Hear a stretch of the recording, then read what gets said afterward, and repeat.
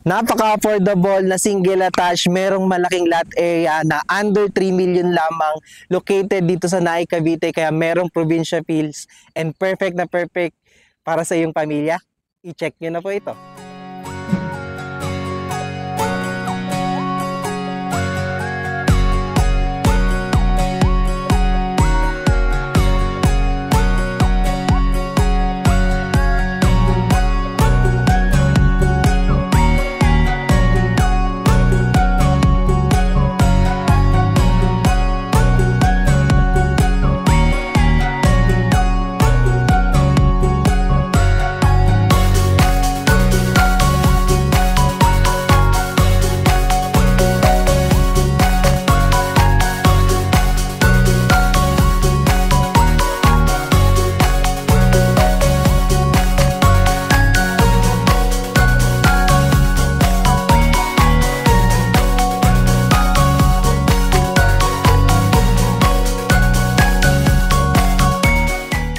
Good day mga ka-Your Homes. For today's house tour po, i-feature po natin ang isa pa pong project po ni Axia Development Corporation, si Naik Country Homes po natin na located sa Malaynin Luma, Naik, Cavite.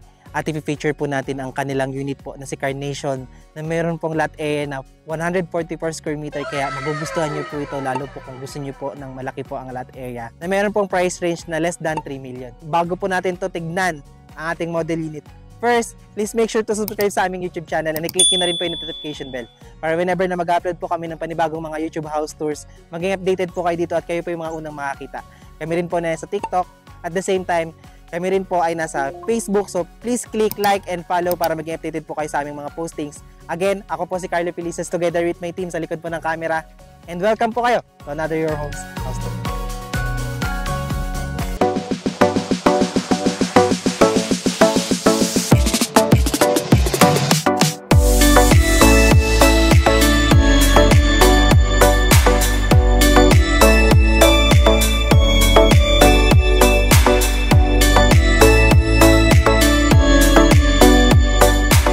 Si Naik Country Homes po natin, again, ay located po sa Malaynin Luma, Naik, Cavite.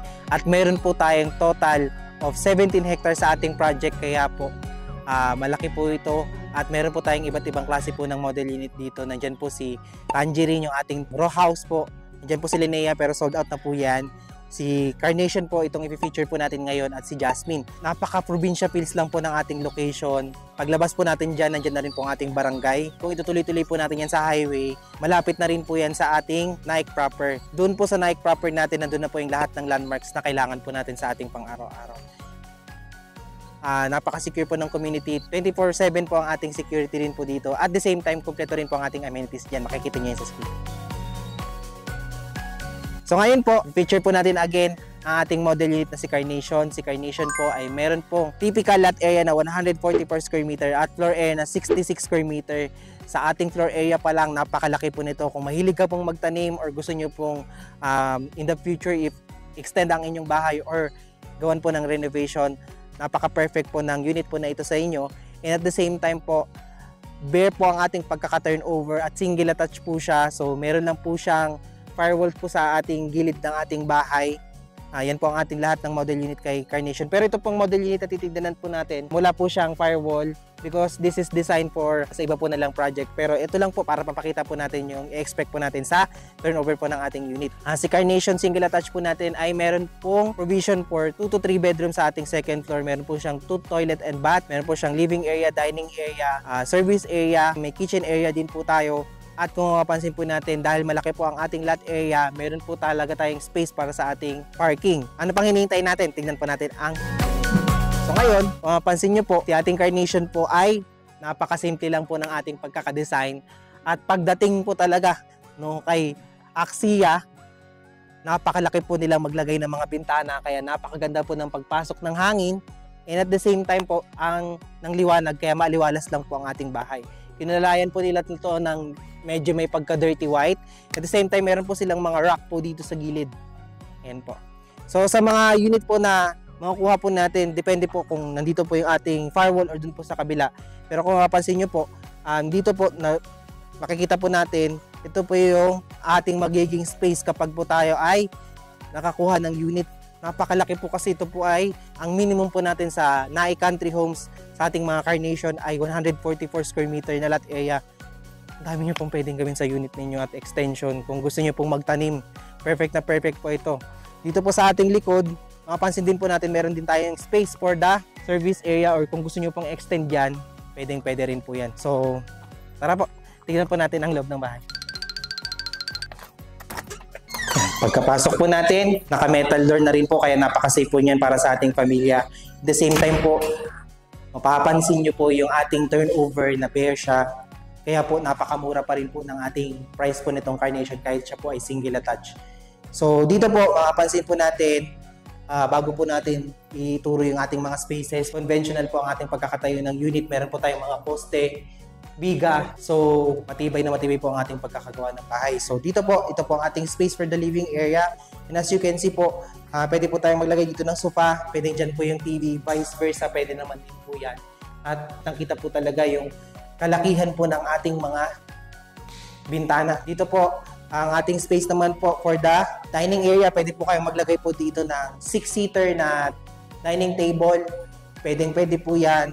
At kasyang-kasya po yan, malaki pa rin po ang inyong space. So dito naman po ang ating space for the kitchen. At kung mapansin nyo po yung kitchen countertop po natin, nakatiles na po yan. Meron po tayo stainless po na sink po dito, kasama na po yung sa turnover at saka yung ating faucet po dyan. And again po, meron po tayo dito na malaking bintana para po sa naturite po natin sa paghuhugas po ng pinggan.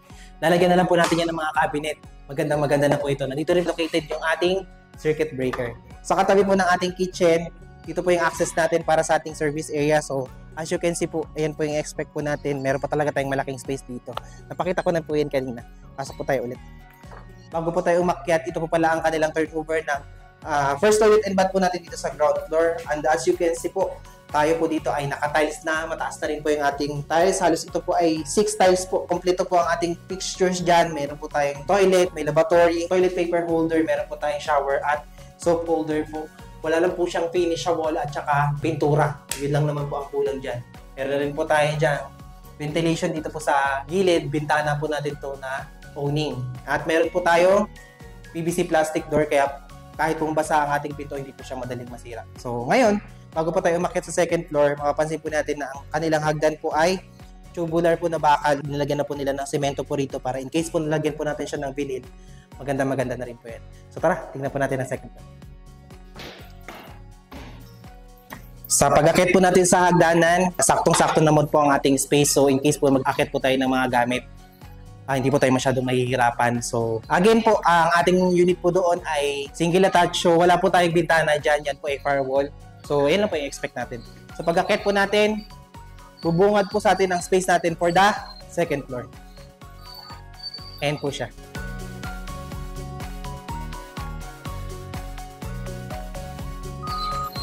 So, sa second floor po natin is provision for 2 to 3 bedroom. Kung gusto niyo po na mas malaki po ang inyong mga bedroom, pwede po yan ng 2. In case po na gusto niyo po na mas malaki, pwede naman po yung 3. So, depende po yan sa inyo gustong gawin po sa unit. So, at the same time, ito na po rin po ang ating ceiling.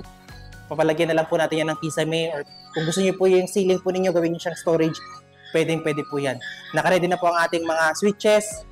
Pag naglagay na lang po tayo ng ceiling at saka mga partition, nakaready na po yan para gamitin nyo. So, the same time po yung mga saksakan at halatang halata po talaga dito sa ating unit yung laki po ng ating mga bintana. Yan siya. Dahil tayo po ay single attach, ang lalaki po ng ating mga bintana. Napakaganda at aliwalas po ng pagpasok ng liwanag at saka ng hangin. So ito po yung ating space for the second floor. Tignan po natin ulit yung kanilang second toilet and bath dito po sa second floor. So as you can see po, the same lang naman po ang kanilang pagkaka-turnover sa ating ground floor. Meron na po tayong mga tiles dito sa ating walls. Wala lang po siyang finish at saka pintura po sa ating mga walls po, pagkatapos po ng mga tiles. Pero ang ating mga fixtures, kompleto po yan. Nakatiles po pati po ang ating floor. Meron po tayong owning na bintana again pa rin.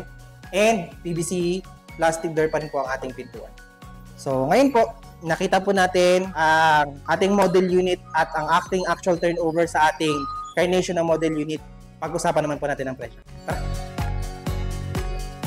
So magkano nga ba ang presyo ng ating Carnation single attached na merong typical lot area po na 144 square meter at floor area na 66 square meter?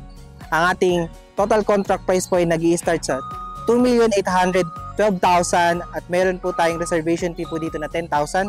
And at the same time po, meron po tayong monthly down payment po for 27 months na 11,185 pesos. At meron po tayong magiging monthly amortization kay Pag-ibig po ito ng for 30 years ng 15,392 pesos. Ang ating required income naman po dito ay 43,979 pesos.